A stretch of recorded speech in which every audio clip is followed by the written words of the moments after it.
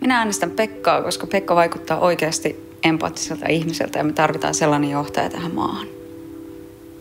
2. I think the good news is that we live in the 21st century, and I think that the world is slowly coming to the realization that no one should be stopped from serving their country because of who they love. So I don't think that Pekka Haavisto will actually face a lot of challenges internationally by being Finland's first gay president. Asun Italiassa, olen asunut oikeastaan koko ikäni pois Suomesta ja Pekka on ulkomailta katsottuna ainut vakuuttava vaihtoehto. Minä asun Korsossa ja Pekka on sellainen presidentti ja ehdokas, joka kykenee hyväksymään myös korsolaisuuden. No, Pekka on rauhallinen. Pekka on sellainen Pekka Gandhi Haavisto oikein. Pekka on innostava, mutta ei mitenkään sellainen hypermaaninen, vaan sellainen ihanalla, rauhallisella, kuuntelevalla tavalla niin ajatteleva henkilö. Äänestän Pekka Haavistoa, koska uskon, että hänestä tulisi hyvä seuraava Suomen presidentti. Pekka pystyy olemaan samaan aikaan herkkä ja rohkea.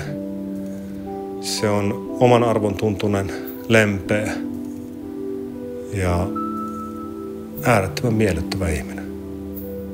Kirkas. Vakuuttava, sovinnollinen, lempeä. Moderni diplomaatti. Mä äänestän Pekka Haavistoa sen takia, että Pekka tuo lämpöä tähän kylmään maailmaan. Siksi Pekka. He's of course very charismatic and a great character, and I think he would make a great president.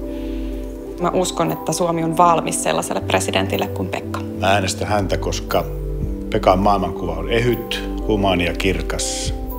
Ja Pekassa on sellaista käytännöllistä idealismia, jolle mä olen velkaa koko ajatteluni. Me äänestämme Pekkaa, koska hän on ainut todellinen vaihtoehto muuttuvassa maailmassa. Mä äänestän Pekka Haavistoa, koska mun mielestä Suomi tarvitsee presidentin ja Suomen puolustusvoimat ylipäällikön, jonka asia on rauha, joka on siitä asiasta tunnettu.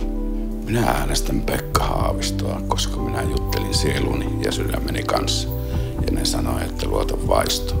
Mä äänestän Pekka Haavistoa sen takia, että hän on ensimmäinen poliitikko 70-luvusta lähtien, joka saa Suomen nuoret innostumaan aivan täydellisesti ja kiinnostumaan politiikasta ja maan asioista. Minä äänestän Haavistoa, koska kun antaa äänen Pekalle, kaikkien ääni kuuluu. Totuus ei ole enää yksi, siksi Pekka. Siksi Pekka. Siksi Pekka. Siksi Pekka. Siksi Pekka. Siksi Pekka. Siksi Pekka. Siksi Pekka. Sen takia Pekka. Siksi Pekka. Siksi Pekka.